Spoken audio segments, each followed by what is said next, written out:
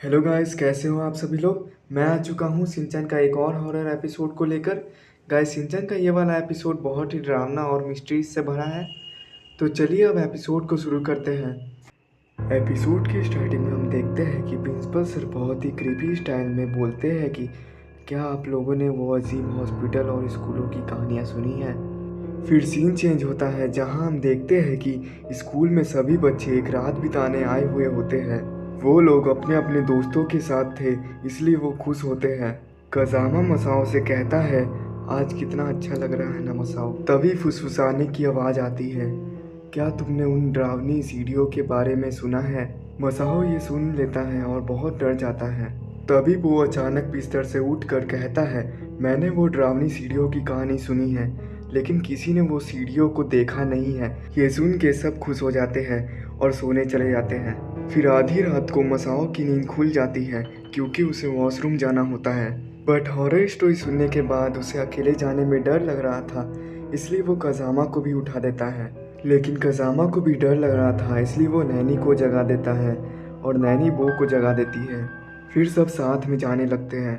वो लोग एक लाइन में चल रहे थे और वो सबसे आगे चल रहा था क्योंकि उसे डर नहीं लग रहा था। मगर सिंचन आकर उन्हें पीछे से डरा देता है।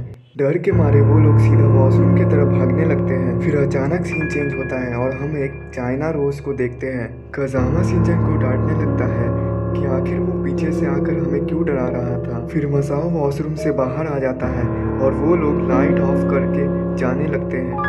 तभी सिंचन उन सबको एक सीढ़ी दिखाता है जो फर्स्ट फ्लोर पर जा रही थी। फिर सिंचन कहता है कि क्या ये वही डरावनी सीढ़ी है। फिर वो सबको सीढ़ियों के बारे में कुछ कुछ बोल के डराने लगता है। वो मसाओ को बोलता है कि तुम ऊपर जाकर देख के आओ कि आखिर ऊपर है क्या।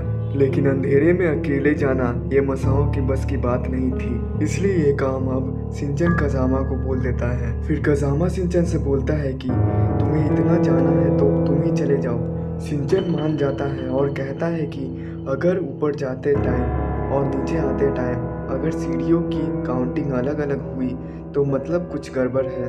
फिर सिंचन ऊपर जाने लगता है, लेकिन वो गलत काउंटिंग कर रहा था, इसलिए सब उसे वापस बुलाने लगते हैं। उसके बाद वो जाता है, लेकिन वो बहुत धीरे धीरे काउंटिंग कर रहा था, इसलिए वो भी वापस आ जाता है।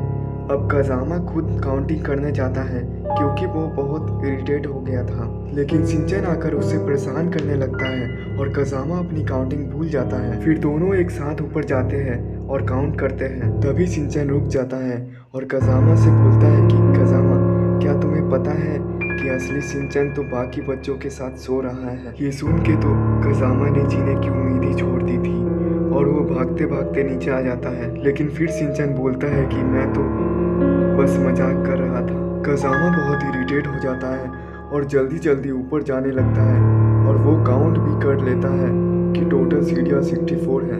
तभी वो देखता है कि यहाँ तो डेड एंड है और दीवार पर एक चाइना रोज टंगा हुआ है। फिर कजामा नीचे आ जाता है और देखता है कि इस बार भी 64 सीढ़ियाँ ही है।